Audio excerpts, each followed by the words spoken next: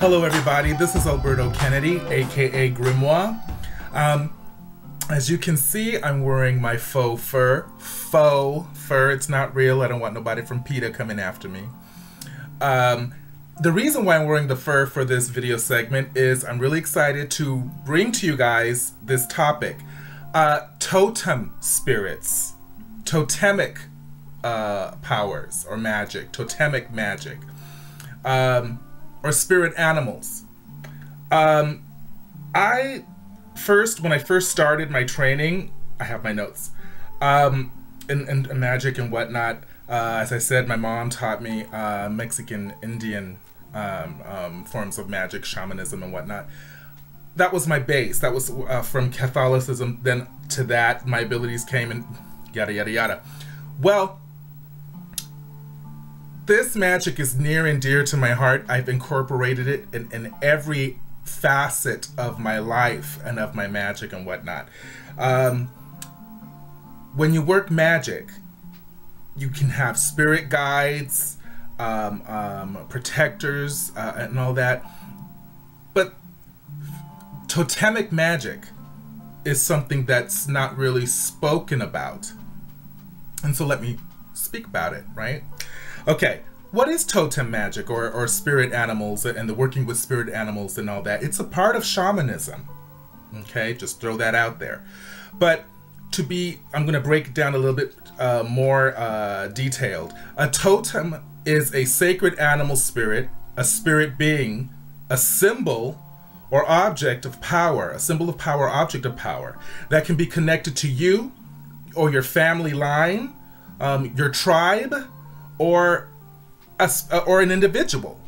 Okay, it's widely believed that totem magic, totem spirits, animal spirits, and whatnot originated with the solely with the Native American tribes. But in fact, all cultures the world over has delved in totemic magic and has a history of totemic magic. The Nordic and Germanic tribes had totem power in their runes. You know, runes are very powerful. The Celts and Druids of ancient Ireland and some parts of Britain worked with the power of nature, animals, and developed their Ogham language inspired by sacred trees, the birch, the rowan, most popular of the many trees, and of the language that they based on the trees. And that's beautiful. Imagine basing a language with trees and whatnot. That's awesome. All races and cultures, in fact, the world over, has had a form of totem power or totem magic. We still do to a lesser degree. I mean, if you look in the modern world right now, you look at flags that have certain sacred animals, family crests. We even have sports. In our sports, there are certain animals, you know, that are like a totem, or national symbols, you know. Everyone has a totem spirit or totem animal. So that's not just specific to indigenous people or whatnot. Indigenous people knew what was up a long time ago. I mean, hands down. They were more tied to nature. They were connected to nature. And so working with the animal spirits was just natural, you know. Over the years, we forgot our connection to the natural world, to nature, and that power became dormant. But we all have it, just like psychic ability. We all have the ability for totemic magic. What can totem animals or totem spirits do for you? Protection on all levels, wisdom, guidance, heightened instincts, a heightened sense of your environment, a heightened awareness of others, a heightened senses in general. Advanced abilities, and this is for when the indigenous people and the ancients, when they worked it, they had what I just mentioned, but they got deeper with it. They had integration. Integration is becoming one with your spirit animal or your spirit totem. They were integrated. It was they and their spirit totem were one and the same. They bonded with it. Spiritual shape-shifting, which is your consciousness being able to take over the consciousness of an animal. So you could see through their eyes and possess, basically, an animal with your own consciousness. That's how down they were. This one is a bit deep, shape-shifting. A lot of indigenous people have legends that their ancients and shamans, medicine men, and people of magic were able to shape-shift into an animal. I don't know, I have not come across that or witnessed it, but I'm not trying to discount it because I'm not an ancient, so I don't want to speak for them, but that was one of the abilities. And most cultures around the world, they have history and mythology of shape-shifting, or a people who could. The Native Americans have their skinwalkers and whatnot. Who's to say that these entities don't exist? I've never seen one, but that doesn't mean just because I haven't seen it, they don't exist. That's kind of arrogant. I'll give it to the ancients. Developing physical abilities and attributes of your totem or spirit animal is part of the process of working with totems. You become one with them, you work with them, and you start developing abilities attributed or associated with the animal that is your totem animal or spirit animal. And again, a totem is a sacred animal spirit, a sacred spirit being, or a sacred symbol or object of power. I'm just concentrating on this video on totem animals, totem spirits, totem power. Okay, now, let me tell you a story about my totem animals. I've had many over the years, but I really have a bond with owl, crow, and jaguar, or cats. No, let's talk about my cats. That's my cat at my door. Now, funny thing about crow, all these animals have personality traits. One time when I was younger, I was doing things that I should not do in terms of spells. I did a love spell on somebody that I wanted to love me. Hey, I was young. I was 18 or so. Don't think too harshly of me. But the spell, I mean, it was a dick move. I mean, give me a break. Now, older I see it. Well, I worked with crow, a crow feather, to bind this person to me. The crow spirit, great crow spirit, was not having it. So when I left the person's house and I was walking home, wouldn't you know it, the crow landed on one of those little phone lines or power lines or whatnot that I was walking under, then took a shit right on my plap. And it was just, I don't know if the bird had diarrhea or anything, I don't know. But oh my God, I was so mortified and embarrassed. Cars passed by and they were laughing. I was just so undone. And I looked up at the bird, and the bird just gave me, the crow just gave me a look like, what, you waiting for an encore? Get to stepping, you know better. So when you work with animals, or when you're totem spirits and whatnot, they'll manifest through the animals in the physical world. And they will be an active participant in your life, in the sense that if you need guidance, they'll guide you. If you need advice, they'll advise you. And how they advise you is instinctive. They won't just talk to you, no, it's instinctive. But, like for example, that example, it let me know, hey, I was in the wrong and I needed to cut it out. And I did. They guide you. There's another story about a shaman woman, and I found this in one of the books. It's called the Sacred Path tarot deck. Look into it. It's actually a good tarot deck. One of the stories is this lady who was learning how to, become a medicine woman, a shaman. And her teacher basically said, okay, what I need you to do is to go into the forest and collect the droppings of all the animals, that you find. Collect droppings. Poo. She got a bucket, because basically he said, when you collect the droppings, you mix it with water, and then you go to a high mesa, and I think this was in Arizona.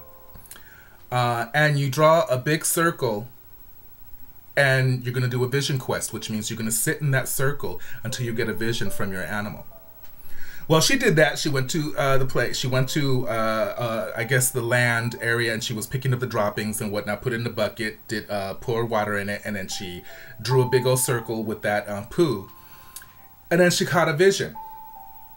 It was the coyote. The coyote, in terms of totem spirits, is a trickster, but he's a powerful teacher, too. And the coyote was just laughing at her, and she's going like, "What? What's the message here?" And the coyote in her vision spoke to her and said, "Look at you. You're surrounded in other people's shit." And then she kind of laughed, and then she got it. She was the type of person that was always taking on other people's drama, other people's karma, other people's problems, and she was taking it on herself, and they became her problem, and she was just so tired, stressed, worried, and troubled all the time. So what Coyote was telling her is, hey, settle down. Your job is not to take other people's problems. Your job is to empower people so they can solve their problems. There's a difference, not surround yourself in a circle of shit. So that's how the spirit world or the animal spirits speak and teach. Symbolism is very powerful when you're working with totem magic and working with totem animals. How to activate your totem animals, right? The simplest way, light a candle for your totem power or animal spirit. Light a candle and say out loud that this candle is specifically and only for your totem animal, and to empower them that they may trust you enough to reveal yourself. Just like with any animal or whatnot, there has to be a build-up of trust before they actually reveal themselves to you, you know? And that takes time. And it has to be sincere on your part. You have to be sincere. And also your intentions have to be sincere too. What are you doing it for? Why do you want to work with totem magic? Why do you want to connect with your totem animal spirit? You know? The second way to work with totem animals, I struggled with whether I should share this or not, because this is deep shamanism, a secret that I'm going to give to you guys. It's astral work. You enter a different dimensional plane. You can do this mentally, or if you can astral project, if you're proficient at it, you can do it that way too. Okay. The Aborigines called this dimension the dream time. The Aztecs and Mayans called it the underworld. We know it as the astral realm. Okay. This is how you get there. And this is important if you want to go this route. If not, light them a candle. But if you want to do it this way, astral work, listen. Visualize a cave in your mind. And do this when you're relaxed, laying down, you're at peace, no disturbances. Visualize a cave in your mind. Spiritually cleanse yourself in your mind when you're in front of the cave. Spiritually cleanse yourself with sage. Before entering the cave in your mind, say out loud that you are looking for your totem power or your totem animal, and you banish anything negative. This is important. Enter the cave. When you enter the cave, visualize light at the end of the tunnel, because any cave is going to be dark. It's going to be tunnel-esque, you know. Walk towards the light. At the end of the light, there should be a jungle, a wilderness, a forest, a desert, a beach, or mountains. Everything you see in this realm in your mind. It's a message from your subconscious. Everything has a meaning. And then walk through it, and then search, connect, see everything that through the cave. See the world around you in that world through the cave. It'll take a couple of tries, but things will be revealed to you. Part of you is in that realm. Don't worry if you don't know how to astral project. Don't worry if it's just mental. That's good. You're still partly connected to that realm. You will notice things will reveal itself to you. 2 rules when you astral project or when you go into the dream time. The Aborigines called it the dream time, astral plane. Don't bring anything back with you, because if you do, you don't know. You may think, oh, this is a nice crystal. I'll bring it back with me through the cave, because you'll walk back to your point of origin. And then you wake up. You may not have it physically, but you'll have it attached to you spiritually. You don't know the intentions of that rock. You don't know the intentions of the objects and intentions of spirits, intentions of things that you bring back with you. Bring nothing back with you. You'll encounter other entities as you do this process. You will have to be aware, spiritually aware, to know if they are negative or positive. That's why spiritually cleanse yourself with sage when you are in front of the cave in your mind before you enter it. I would even go as far as to spiritually cleanse your environment before you even take the astral trip. This is a process that a lot of shamans, the ancient shamans, use. Some shamans actually use peyote or mezcal or other things for hallucinogenic factor. You don't need it. You use the power of your mind.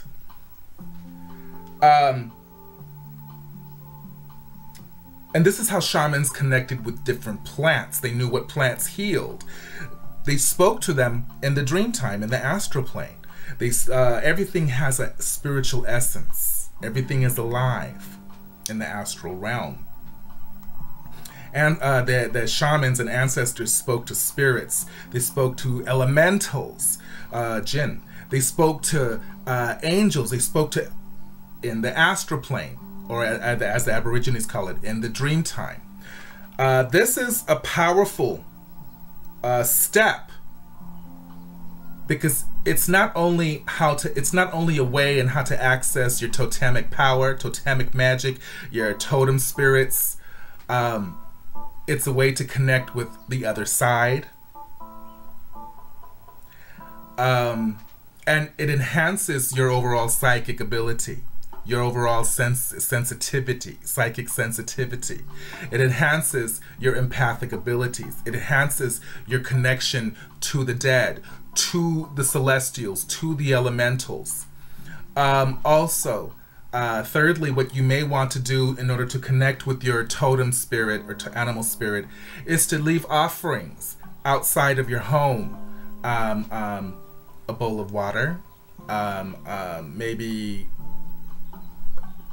cornmeal, sprinkle it on the earth. Sage, burn some sage out in the air, letting them know that you're at peace with them. Sacred acts naturally invoke the totemic powers, especially with your intent. Also, think back. What animal are you connected to? What animal were you connected to when you were a child? What mythological animal are you connected to, or do you feel an affinity for? These are telltale signs that you're connected to that entity or that totemic power. Mythological creatures also exist on the other side, in the dreamtime, in the astral realm, and they also are symbolic of a part of you and your totemic power. This is what I share with you. And totemic magic is great because you can add that to your magical practice, to your spiritual practice. It connects you to nature. It connects you to all that is alive. It connects you to past, present, future, to your ancestors, and to the spirit of the earth itself. Totemic magic you can combine with your spiritual practice, occult practice, psychic practice, and it only helps and protects you. And it's easy, and everybody has access to this power. And I just showed you how. I just told you how. Let me know what you think about this video. I hope this information finds you well. I'm just bringing light to dark places. And I'm excited because I get to tell you something about a power that you have that you never knew you had. You know? How lucky am I? I wanted to share that with you. Let me know what you think. And thank you for watching. All right.